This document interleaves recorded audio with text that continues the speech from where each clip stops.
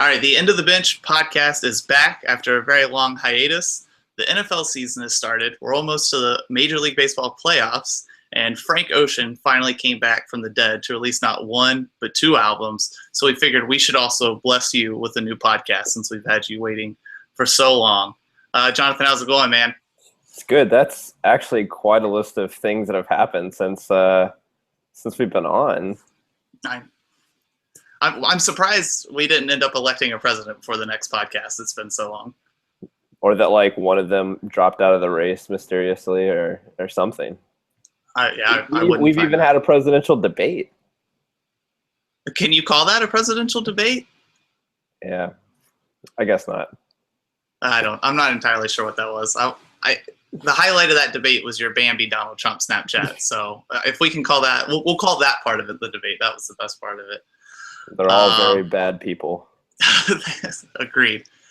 I got my Golden State Warriors season tickets finally delivered to me today, so I'm ready to talk some basketball. I'm pretty excited about it. We had the media day yesterday, which is just a bunch of stupid quotes and cliches getting ready to start the season. Everyone has hope. Everyone has hope. Everyone except Sixers fans probably still shouldn't have hope. But everybody else, you can have hope. Dwayne Wade thinks he's going to make three-pointers this year, so everybody clearly has hope. I guess the least boring comments I've thought so far have come from the first team we're going to talk about. It's Cleveland Cavaliers, because we're in the Central Division today. And when they asked LeBron James about Colin Kaepernick, because everybody has to be asked about Colin Kaepernick now, and his comments about how it's scary having a son that he knows is going to be driving in 4 years, and he might get a call from him saying he got pulled over by the police. He doesn't know what's going to happen. I thought that was an interesting perspective on it. A lot of these guys are saying they're not going to kneel, but they understand what Kaepernick's doing. I enjoy listening to LeBron James speak. I think he's matured a lot as a human being and a player, especially since he's come back to Cleveland. He really gets it. So it was fun hearing him and just that whole organization talk about that. So let's start with the moves they made this offseason. Lost Timothy Mozgov. We get to make another Mozgov joke. Hey, can you believe the Lakers paid him gave him $64 million over 4 years?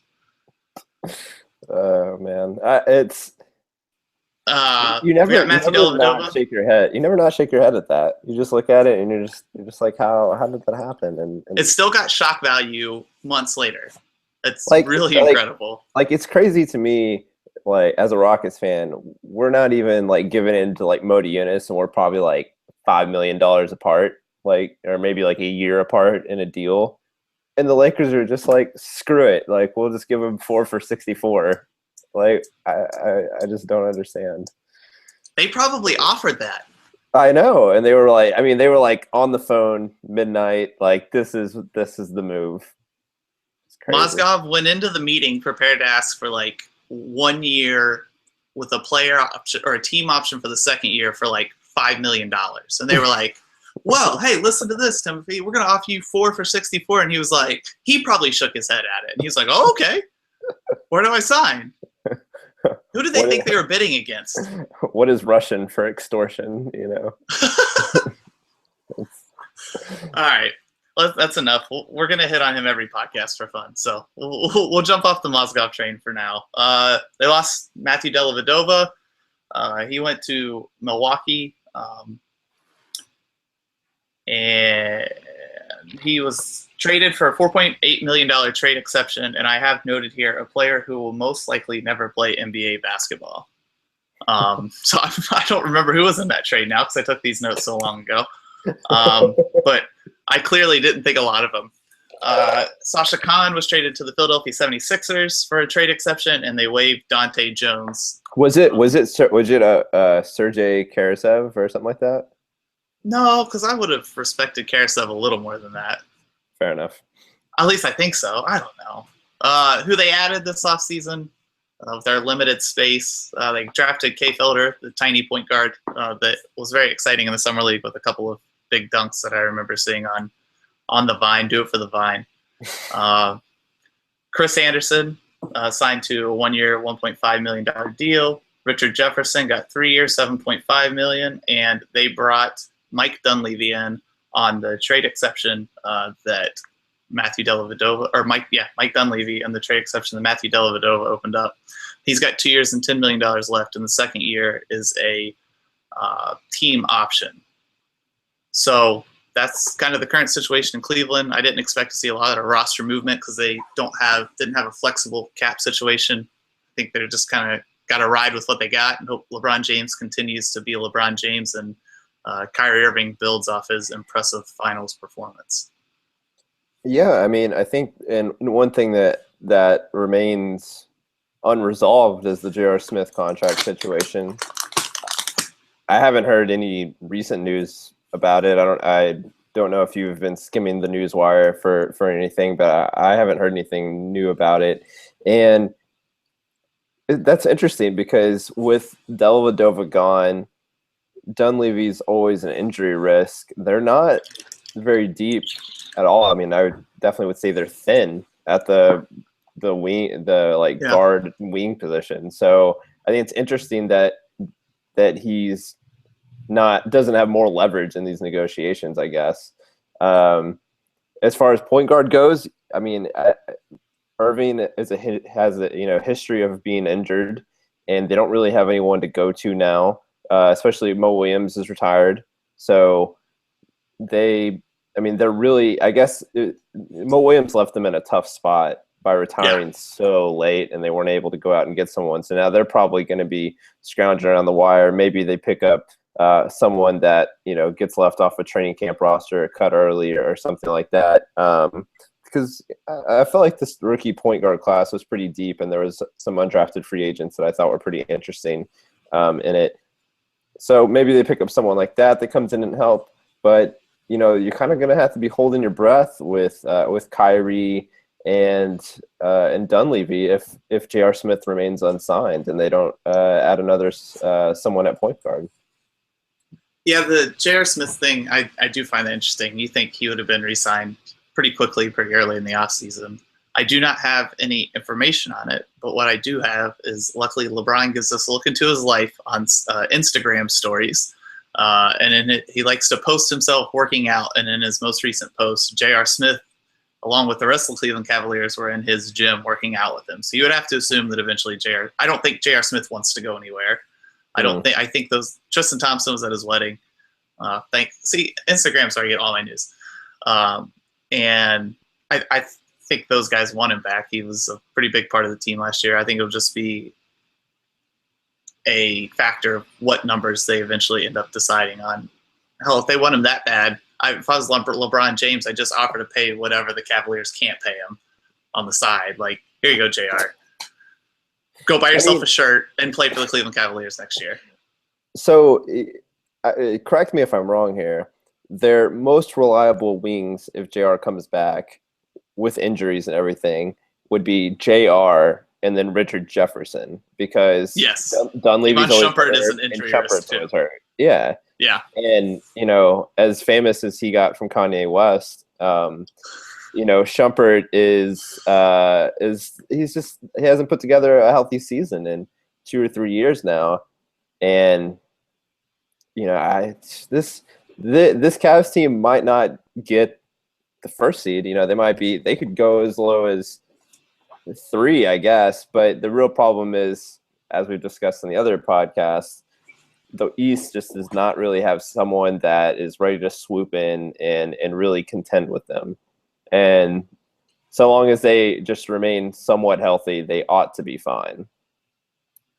Yeah, since LeBron James has been with Miami, he hasn't cared about the regular season, right? That doesn't matter to him. I feel like he's going to have to play more this year if these injuries crop up, though. I agree. More than he wants. I think he'll have more work to do, and I think if they don't add a decent point guard, he's going to end up playing point guard with the second unit a lot when Kyrie goes to the bench. It'll be interesting to see how they work that out. At the end of the day, I think I texted you this before the NBA Finals, or when the Warriors were up 2 to 3 to 1. It was kind of like, hey, they're going to win another one. And I was like, I'll count LeBron James out when he's eliminated from the playoffs. And until then, he's always got a shot to win it. And that's how I feel. If he's healthy, I think he can lead a team of to a piece of us on his roster to an NBA Finals in the Eastern Conference. I have that much faith in. I told you this is going to turn into a LeBron James love session when we talked about Cleveland. But as long as they have run up and down the court and place confident defense and put the ball in the basket on wide open looks from three, I think they'll be okay. Like he said, they may end up a 3 seed in the Eastern Conference. At the end of the day, if they get healthy for the playoffs, that probably doesn't matter all that much. And they have a trade exception that they can absorb a salary into for a backup point guard in the middle of the year if they see they need that. And Griffin has showed he's got the ability to pull off trades, especially at the deadline, and make this team better. So he's a guy, as a general manager, he is someone I have faith in to see what his team needs and make those moves. Yeah, I think, I guess my last takeaway is I believe Kevin Love will have a higher usage rate at the beginning of the season. Maybe they kind of work with him more, realizing that LeBron's going to have to take more of a toll with the second unit, do more with them, that they really let Kyrie and Love kind of have the reins with the first unit. And then LeBron kind of does what LeBron does with the second unit to kind of bridge that gap.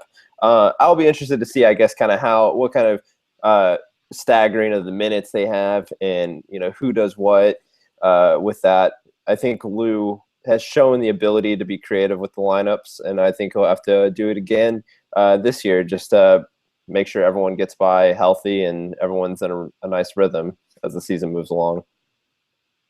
Yeah, I think Tyronn Lue has obviously gotten a lot better as a coach, so I have no problem with that. I think a lot of things we're talking about outside of major injuries or surface deep with this team, it's, unless Kyrie goes down for the season or Kevin Love goes down for the season, if J.R. Smith would happen to not re-sign, those would be big things we could talk about eventually. But right now we're just nitpicking because we need some stuff to talk about with Cleveland, and depth is an issue. So I'm interested. I guess the last point I make is obviously Vegas is giving Russell Westbrook a lot of MVP love, but after what LeBron James did in the finals, it'd be interesting to see how much more excited people are about him going into the season than they have been in recent seasons. I think we kind of get used to his greatness and just confuse it for, this is everyday, LeBron James, and don't reward him for it. So it'll be interesting to see if he gets some more love and those sorts of conversations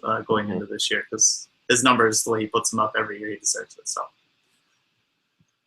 all right, the most confusing group of moves to me in the Central Division in this offseason, we're going to go to the Chicago Bulls now. They lost a lot. Half the Chicago Bulls play on the New York Knicks now, basically. Derrick Rose and Joakim Noah both play for the Knicks, who we talked about previously. Mike Dunleavy, we just mentioned, was traded to Cleveland. Justin Holiday was also traded to the Knicks.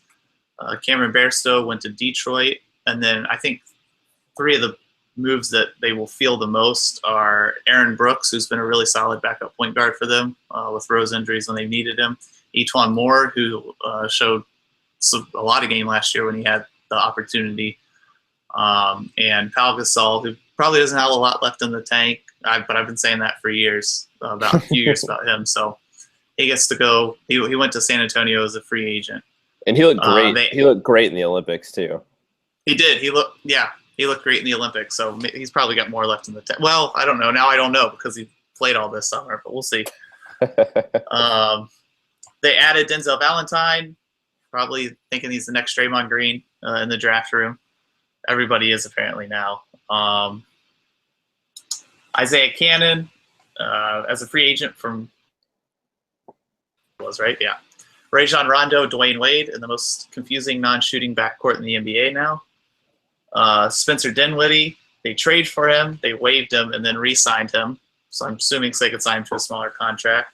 Robin Lopez and Jarian Grant came over from New York in those trades. What do you think of that offseason? So obviously, I mean, we're going to hit on the confusing part that is Wade and Rondo.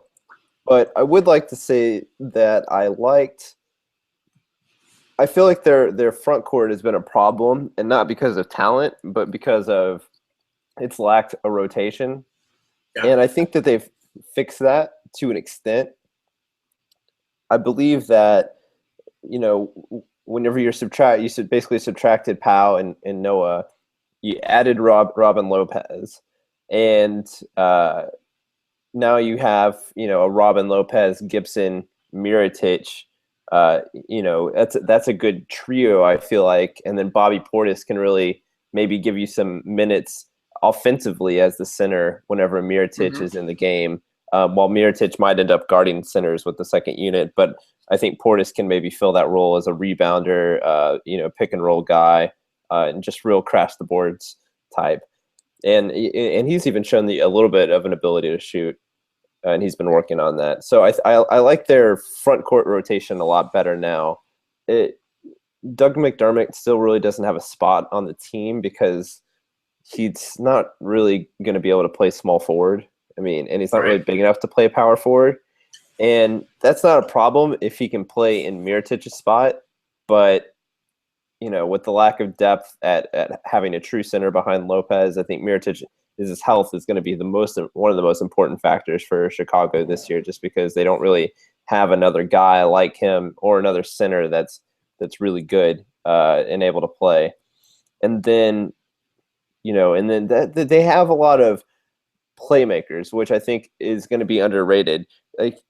While they don't have a lot of shooting, they have a lot of great passing. And one of Wade's best talents is cutting and just knowing where to go and moving without the ball. And I think Butler can learn a lot about that because hasn't been great about it. He's been trying to work on his playmaking and stuff like that. Yeah. So I think he's going to become more efficient, and I think he can learn from Wade about making cuts and stuff, because the Heat, their first year, they weren't a good shooting team either, because LeBron wasn't good and Wade wasn't good, and they hadn't gotten Allen yet, and Bosch hadn't really developed that 3-point game, and they were still very efficient even though they didn't have a great shooting team. And I think that this team has, obviously they don't have like the talent that team had, but they have some similar guys who have are smart IQ guys.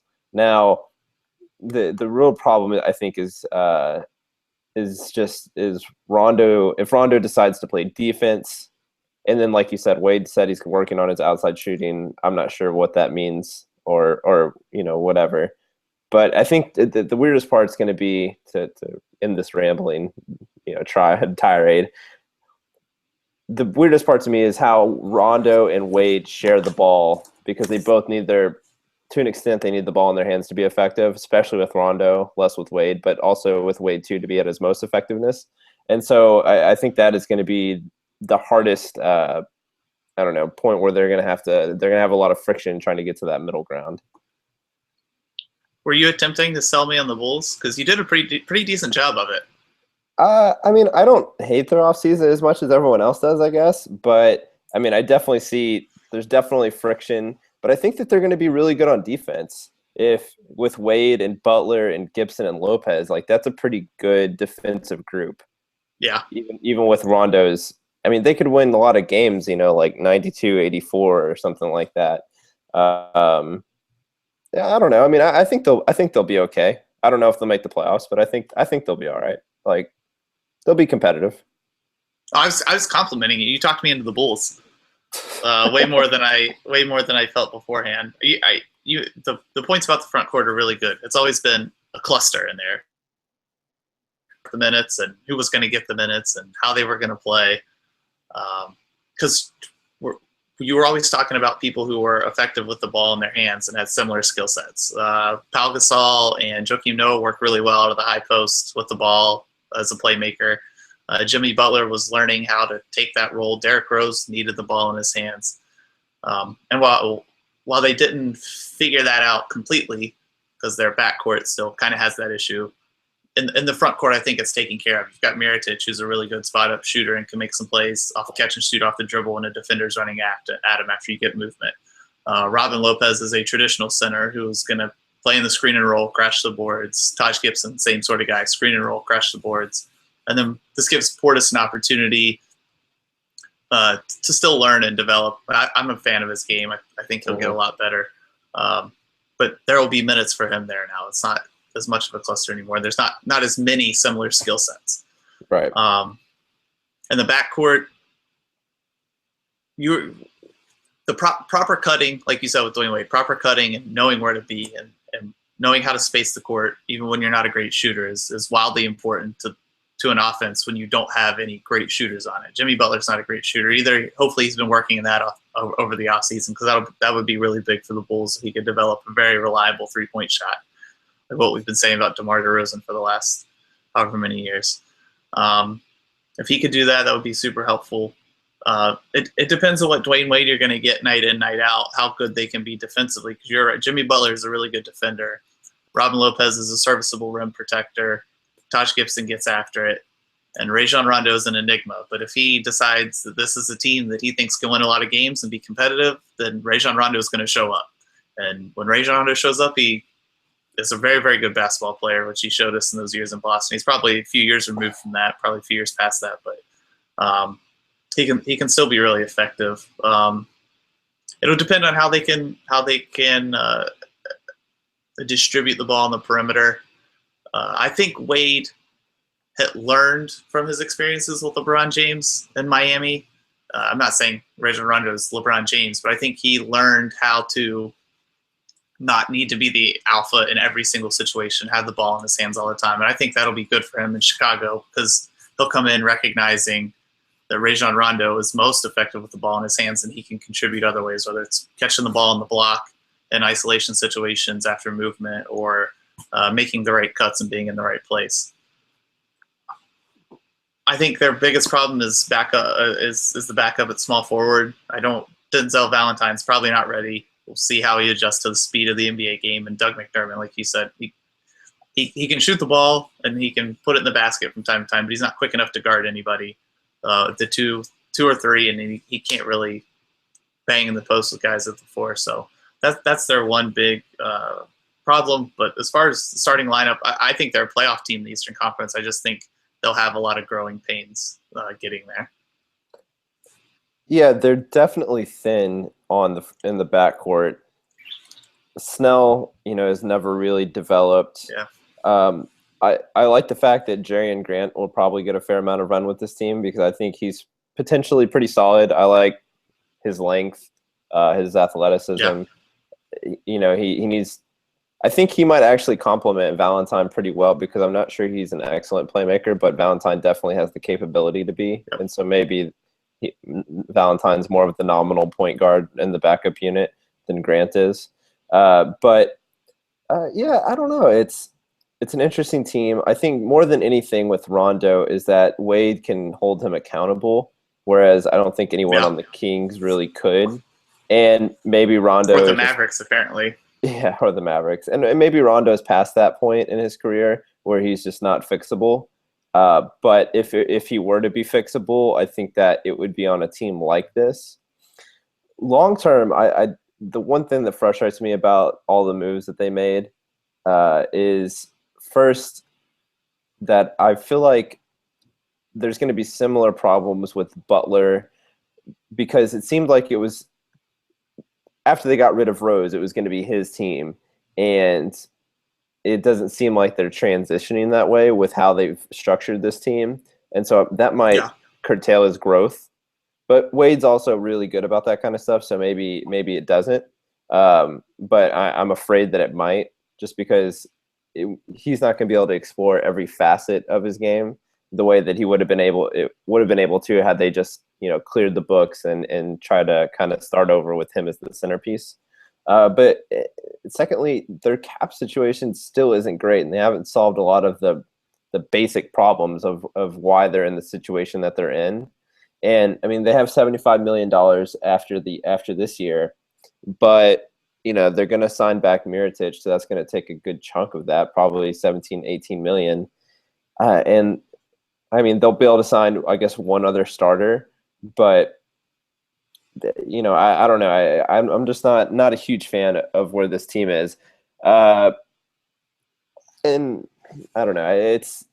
I guess it's really a 1-year plan here with Rondo, because he's, it's kind of like he'll either make it or he won't, sort of deal. But I just don't like the fact that they really potentially stunted Jimmy Butler's growth.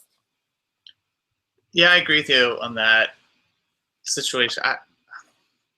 I thought they'd go more in the direction of this is Jimmy Butler's team. We're going to figure out how to build the best possible situation around him. And I don't think they did that.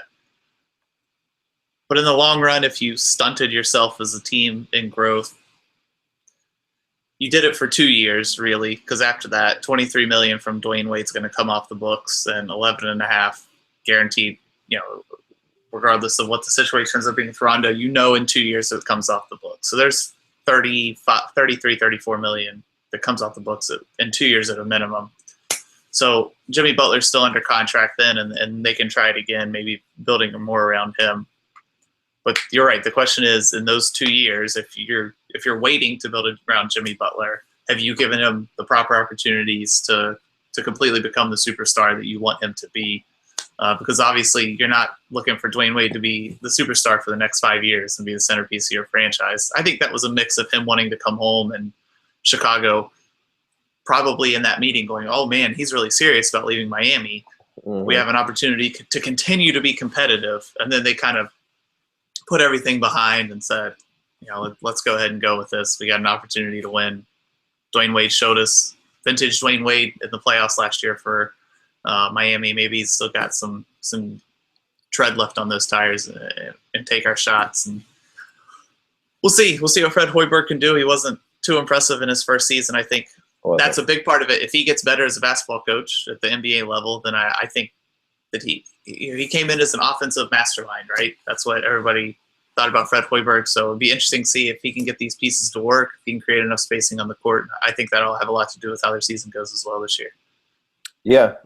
And on a non-basketball level, it was almost like kind of perfect that Wade ended up back in Chicago, with the unfortunate, murder of his cousin.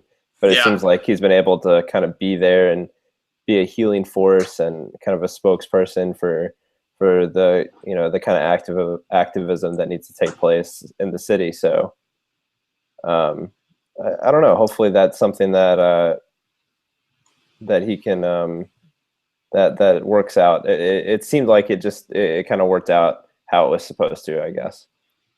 Yeah, I think Dwayne Wade's, as far as a face for the league, is the right guy to step up and be in the front of those sorts of situations. I think he's obviously a very mature basketball player. He's been through some things, so he knows how to handle situations like that. It'll be good for him to be that voice in the city of Chicago. Okay, we have the NBA's most consistent team last year, in that for a month they were never 3 games over or 3 games under 500, I believe, last year. Great stat. And, I might have made it up, but I know it was very, very close to that. Detroit Pistons, who I'm pretty excited about coming into this year. I thought that they were pretty competitive in the playoff series with Cleveland for a 1-8 series, losing a couple close games, keeping a couple games close until the end. So let's go over what they have lost and have gained this offseason. They lost Anthony Tolliver, Spencer Dinwiddie, who we just said went to the Bulls, and Jody Meeks was traded to the Magic, who we've already discussed. They added Henry Ellison in the draft, big man out of Marquette. How do you pronounce his last name? Michael? I don't know. I'm not even going to try. I don't want to butcher it. He was a shooting guard out of Syracuse, drafted him as well. Re-signed Andre Drummond. Got John Laurel on a pretty reasonable deal for a guy who I think is a pretty good piece, can be on a good basketball team. I got Boban, which is really the biggest move of the offseason nobody's talking about, because if he plays on your team, that's a big deal. Signed him to a 3-year, $21 million deal. That's kind of a traffic jam at center, I just realized now. And then they signed Ish Smith from Philly to probably play backup point guard for Reggie Jackson. I think it's a lot about internal growth because they're a young basketball team. And they kind of stayed that way. They didn't make any huge moves. Probably even got a little bit younger.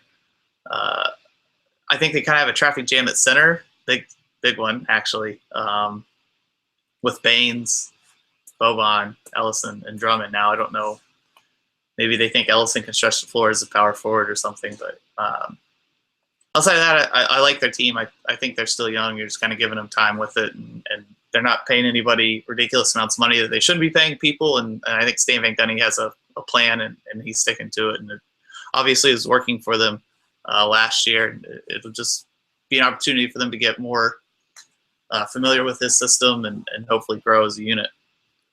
Yeah, this is one of these teams that we kind of talk about that it seems to be a trend in the Southeastern Conference where they're really thin at the guard position and they're not getting a ton of shooting from the guard position. So they've kind of made it where they get more shooting from their forwards. Mm-hmm. So you have Tobias Harris, who can stretch the floor a bit. John Lure, who's a great 18-foot pick and pop guy. Marcus Morris is a decent shooter from the outside, and you kind of hope Stanley Johnson takes a jump there. Obviously Caldwell Pope is a great shooter, but they don't really have anyone outside of him, outside of Reggie Bullock. But I don't really think Reggie Bullock is an NBA player to really shoot from a guard position. So I think that is something where they've done interesting things, and I think Stan Van Gundy can obviously make it work because he's a great spacing coach and just really, really good at knowing what a team is good at and knowing what a team can be good at. And I think that the GM has done a good job at maximizing their cap space, getting reasonable contracts, and giving him players where that all have talent or they can work with. This is another team where they're probably not going to play a player who shouldn't be in the NBA. Right. With that said, they're again, it's like you said, it's all about internal growth. Can Marcus Morris be a consistent shooter? Can Stanley Johnson take another step forward? I probably would assume that they're hoping that Stanley Johnson takes that starting job from Marcus Morris at some point this year. Mm-hmm. Can Tobias Harris continue to grow, or does he need the ball too much in his hands to work with a point guard heavy like Reggie Jackson?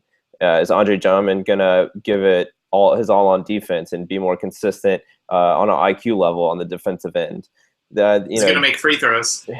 Well, we already know the answer to that question. Is Caldwell Pope going to be more than just a spot-up shooter? Is he going to, take another step where he can get to the basket or, do some things with the ball in his hand? So it's going to be interesting to see what happens with this team. I really like this team. I think they're an easy team to root for. But they're just really thin at the guard position, and I think we've been seeing that a lot around the league. To be honest, a lot of teams do not have a lot of great guards, and I'm not sure why that is the case, but it does seem like it's kind of an epidemic around the league. It's interesting because it kind of feels like we're in a golden age of point guards, right? There's so many really great point guards that are fun to watch, and it just seems like there's not a lot of depth, though. Guys, I think, and that's probably stated the best, but I think Ish Smith is a solid backup point guard at $6 million a year. And mm-hmm. He's not a really good guard by any means. We just talked about Aaron Brooks being a really solid backup point guard.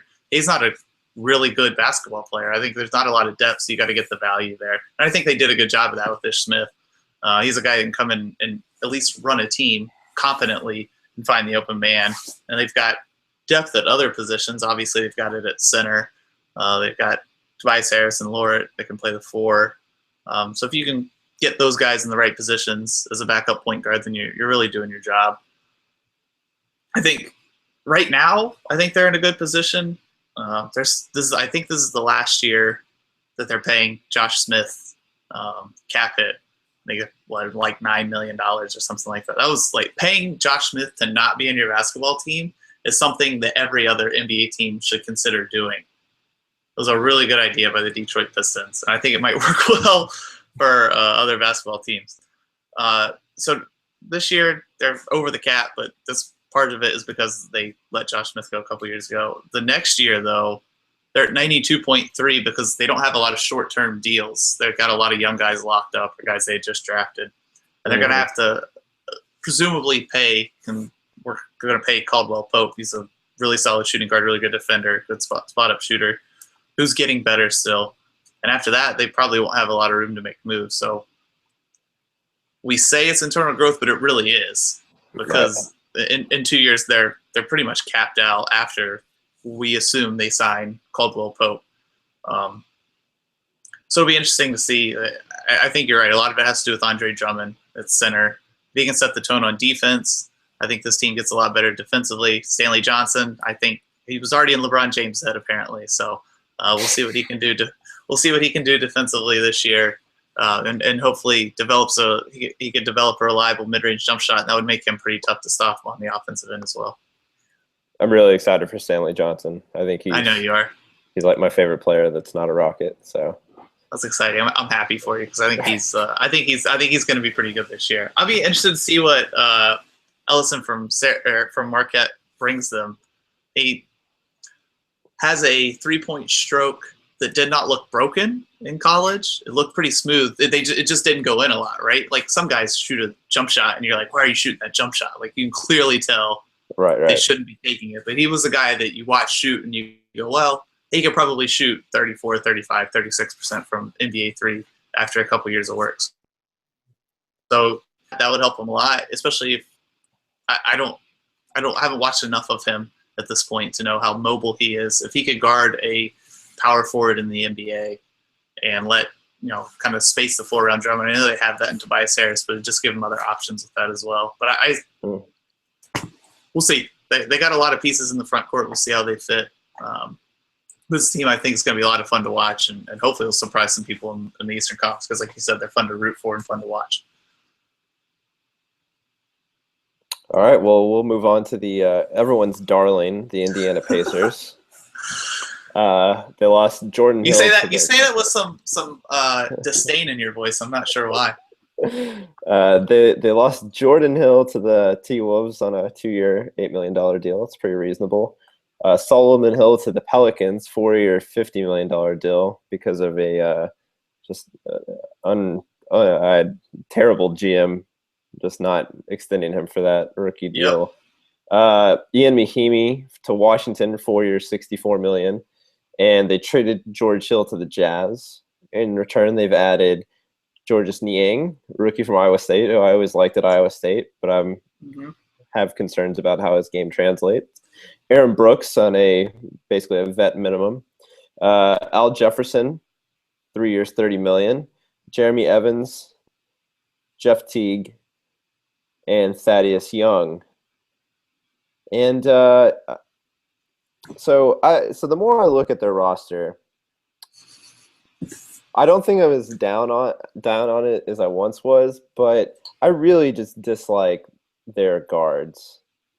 I think trading Jeff Teague in for George Hill on this team is such a downgrade because of what Hill was capable of making up for Monta's inability to play defense against bigger guards. They could kind of stick Monta on the point guards if need be.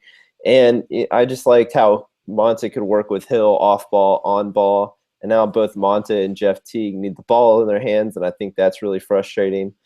And you have Paul George, who should have the ball in his hands. Right, exactly. And then, I don't think Thaddeus Young is as stretchy as a 4 as everyone makes him out to be, even though he's a pretty solid player overall. But he doesn't, move the needle for me one way or another. And then they're really relying on Miles Turner to, make that step and really get better on defense, which I think was his biggest issue last year, and rebounding. And I really like Miles Turner, and I hope that he can make the jump.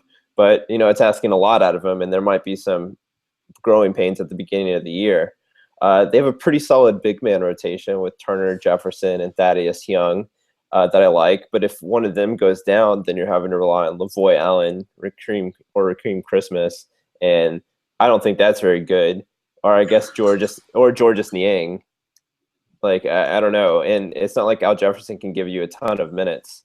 But the one thing I think it does, even though they're thin in those spots, I think that opens up to the possibility of Paul George playing more 4, but it also making more sense that he plays 4 with how their roster is constructed. So they might go with a Teague, Monta, Miles, George team, or Teague, Stuckey, George, CJ Miles team or something like that, where it seems more organic, where they can put Paul George at the 4, unlike forcing it like they were last year. So I think that is going to help. But also, Paul George said he didn't want to play the 4, so I don't really know where that fits in. I don't know. This team's just like really weird to me. Like the way that people say like the Magic team is like really weird. Like this team feels like really weird in the opposite direction. Kind of like how the Bulls feel weird, but with like worse players. I like that. Kind of how the Bulls feel weird, but with worse players. I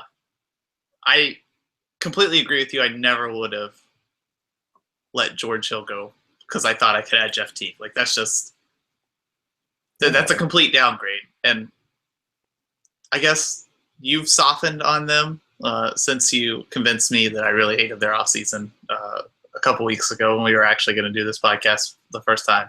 I still really don't like it, but I don't. I know you don't. I know you don't. But you were much nicer in that little bit than you were when we talked about it before. Jeff Teague was a downgrade. Apparently, they're going to play up tempo. But last time Nate McMillan coached in the NBA, his team averaged like 90 points a game. So we'll see how that goes. I think a lineup. I know George doesn't want to play the 4, but a lineup of Miles Turner, George.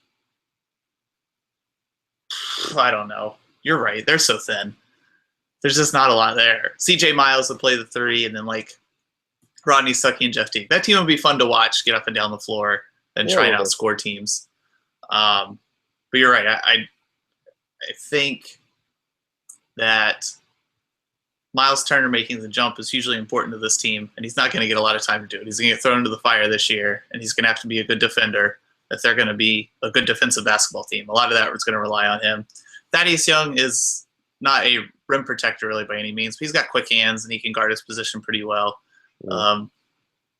Jeff Teague he's there on defense. It's the same as he's probably better than Monte Ellis, but he is not a great defender by any means. He gets his hands in a lot of places and gets a lot of steals, but that does not mean you're a good defender.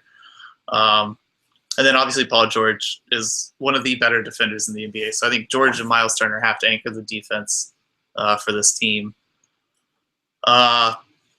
Offensively, you're right. Al Jefferson, they paid him $10 million to come in and play 12 to 15 minutes a game and get some buckets on the block, hold some office hours. That's all he's got to do. And he's going to be able to do that probably for the time being because he's got the slowest pump fake in the league, but everybody bites on it. So that'll be fine. Thaddeus Young, you're right. He's been touted as a guy that has 3-point range and range as a shooter, but outside of about 16 feet, he's pretty inconsistent. But if you can draw some guys away from him, get some open looks, he could be better. Niang, we'll see how his game translates. I always thought he was pretty slow-footed in college. He has a very well-polished offensive game. You can run an offense through him. Whether he's got the ball in the perimeter or you want to run it through the high post, he's great at finding open men. He's a great screener.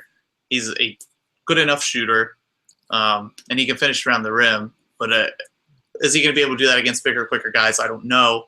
You would assume the playmaking would translate well, but he's definitely not going to be able to guard the bigger, quicker guys. He's a solid body, but he's relatively short for the position he'd have to play.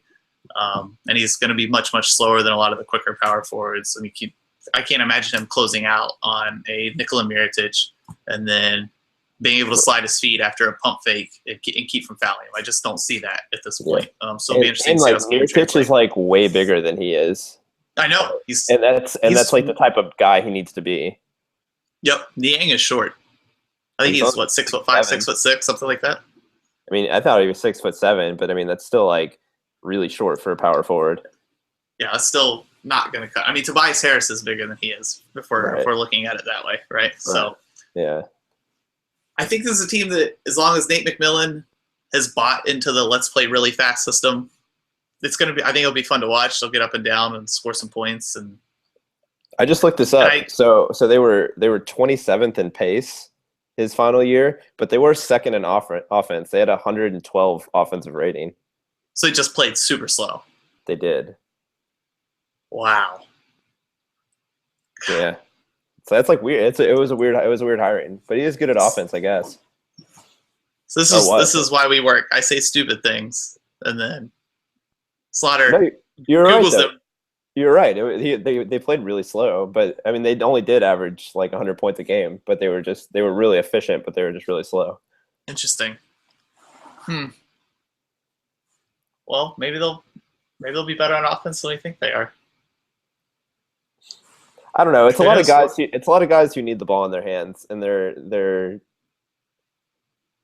a lot of, I don't know, slashers and creators and stuff like that. It's a weird team. There's not a I don't think they'll function properly.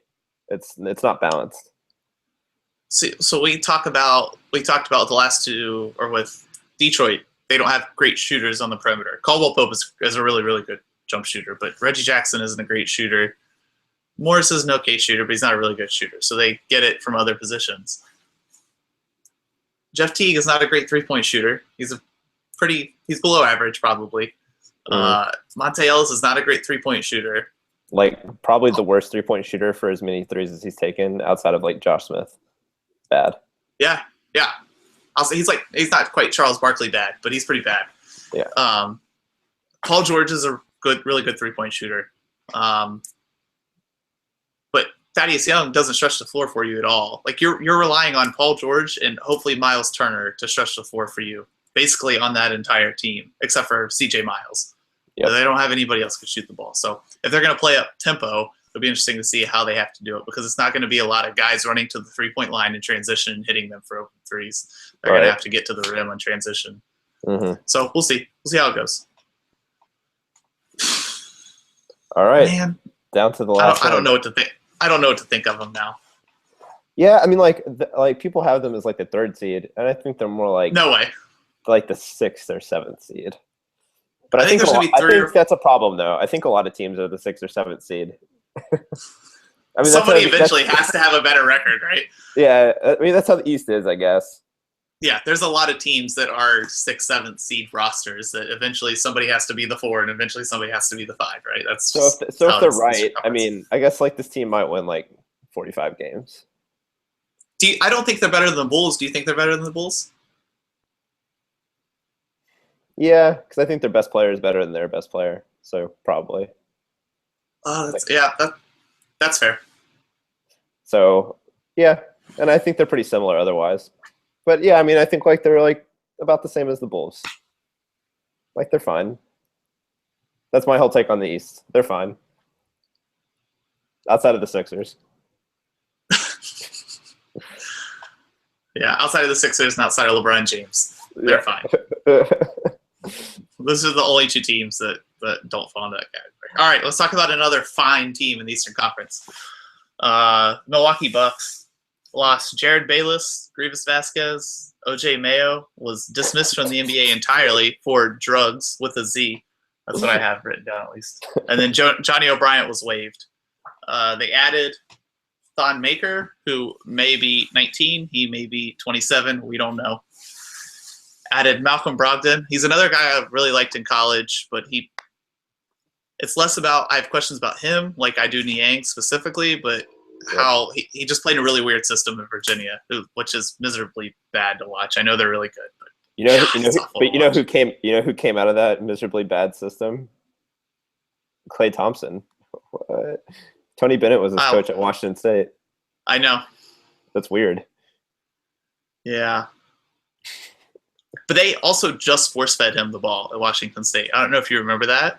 Like even his it's interesting. His freshman year, like all the guys on the team, like just knew Klay Thompson was better than them apparently, and like they would just throw him the ball and have him shoot it. Like that was kind of the way they played. It was really weird, very strange, especially for Tony Bennett, right? Who, after watching the way he coaches at Virginia, but he's got a lot of talent at Virginia, so it's different. Right. But yeah, I like Brogdon. You're right. I like Brogdon's game. I think he's a good basketball player. He's another guy because he can't really shoot. I don't think he can shoot consistently. I know he did in college, but I just don't. With the extra 3 feet, I don't think he'll be consistent. That 3 feet is a lot. Re-signed Miles Plumlee. They added Mirza Teletovic from Phoenix, a guy that can shoot. Hey, there we go. And then Matthew Dellavedova is probably their biggest ad in the offseason, which is still crazy. Matthew Dellavedova is going to get paid $9.5 million a year to play basketball, dude. I like it. I like my knees being intact better than that.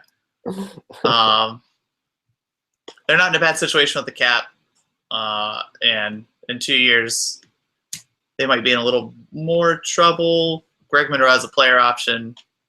They already re-signed Giannis, so that's not a big deal anymore. But in 2 years, they also have an option on Jabari Parker, which they will obviously keep. And then, well, I guess in 2 years, never mind. They're not bad. They already re-signed Giannis. Michael Carter-Williams is a restricted free agent. Who cares? And Jabari will still be there on a team option, so they're fine. And then who did they add that we missed? Michael Beasley. Of course, yes. Do you want to just do a little happy dance for the camera? How excited you are to get rid of Michael Beasley in Houston? I hate Michael Beasley so much. I think I just hate him really so much because everyone Michael else Beasley likes plays him so hard, much. and Michael Beasley hustles, and Michael Beasley gets buckets. According to the people that were on your timeline on Twitter, that's what you need to know about Michael Beasley. He plays really hard, he hustles, and he gets buckets. So as far as Bucks winning the NBA championship this year, like it's crazy. He took like a bunch of contested shots, but he shot like 53% from the field for us last year. It was real weird. But like I actually, if had Chris Middleton not gotten hurt, I would have like really liked this team. But now the team is like really funky. Yeah, so they don't have any depth on the backcourt. You know, I hate repeating myself, but but like they have Giannis and Dellavedova, Mike Carter-Williams. You know, the book is still out on him, and I don't really think he can run an offense. Like I don't think he'd be great at running a second unit. And then the backup shooting guard's Jason Terry. I shut my personal book on Michael Carter-Williams a long time ago. There's nothing else left to write, man. He's not. Yeah. He's just. I don't think he's an NBA point guard. I'll say it. I don't think he's an NBA basketball player. But he's really good at guarding Steph Curry, so I guess we'll just keep him around for that specific purpose. Yeah. That's like it's like the only good thing he's really good at. Yeah, that'd be like Kentavious Caldwell-Pope is also, he can do other things well in a basketball court, but he's really, really good at stopping Stephen Curry. Like, it's real bizarre. But, I mean, this team's, like, really funky, right? So you got Dellavedova and Antetokounmpo. Like, I think that's actually a really awesome, like, 1-2. I think with Giannis basically playing point guard and how Dellavedova could shoot, I think that's really fits well. Parker still hasn't really developed his game from the outside. You know, it's going to be really tight with Parker, Henson, and Plumlee all starting. And then, you know, they have Monroe, who's also, you know, not going to do anything from the outside. And the only other person they have three other guys that can shoot on their team. They have Teletovic, who I really like that signing. I think he's gritty, he's tough. He is a little more athletic than people give him credit for. Steve Novak and Jason Terry. Steve Novak still plays in the NBA. That's crazy. Think about that for a second. I know. They I wonder if he does the championship belt celebration in practice every time he hits a three. I bet he does. I mean, they love him in Milwaukee and Wisconsin. You know? I know they do. Yeah. But I mean, it's just a weird team. I think with Chris Middleton, you're right. I really like this team. It made a lot more sense. He's good. He's a good shooter. He's a guy that you can rely on to go give you buckets, and it also makes them a really, really good team defensively if he's still healthy, right? He's a really good perimeter defender. Giannis can probably be everywhere on a court at once. It hasn't been confirmed or denied yet, and until it's denied, I believe he can be everywhere on a court at once. Plumlee is a decent enough rim protector. And Dellavedova coming off the bench, you can joke around about him hurting people or going after knees or whatever, but he is a solid defender. So they would have been really good defensively. With Middleton, they'd have had shooting in their starting lineup, and you could have brought, Teletovic in off the bench as your first big and added some more shooting. So they would have been fine there. And I think Jason Kidd is probably a better basketball coach than people talk about. I like him as a coach. It's an interesting year for him this year. Yeah, it will be. He's got some pieces that, if he uses them right, could fit and maybe get him to the playoffs. But I think you're right. We'll find out a little more about him. I think I am going to stay high on Jabari Parker until I have a reason not to. He's a smart kid. He knows how to score basketball. And once he gets the NBA range down a little bit better, he'll be fine. He's just got so many moves. He's got the ball in the post and in the short corner and things like that he can get to the rim, and he's a really good finisher. defensively, obviously, he's got to get better, especially if he's going to have to guard small forwards this year. I think he's made steps. In college, I thought he was a little doughy. If that, like Carmelo Anthony used to be doughy, that same sort of build. And I think he's taken steps to take better care of his body, and he's in better shape. So I think that'll help him on the defensive end. But he's obviously going to have to guard small forwards this year. But he's insulated with that team with Henson and Plumlee and Giannis and Dellavedova. He's really the only bad defender there on the team or on the starting unit. It would have made more sense, they're going to have him have a big year now for this team to be competitive, because you could have had Dellavedova, Giannis, and Middleton, and then you have Jabari coming off the bench with Teletovic and Monroe, and that would have been a killer offensive second unit. That could have really made up for a lot of the inefficiencies they lacked with their first unit. But I thought this team was kind of built up in a weird, in a strategic way, where they were really good on offense on the second unit and really, really good on defense in the first unit. As long as they could return to the form of 2 years ago.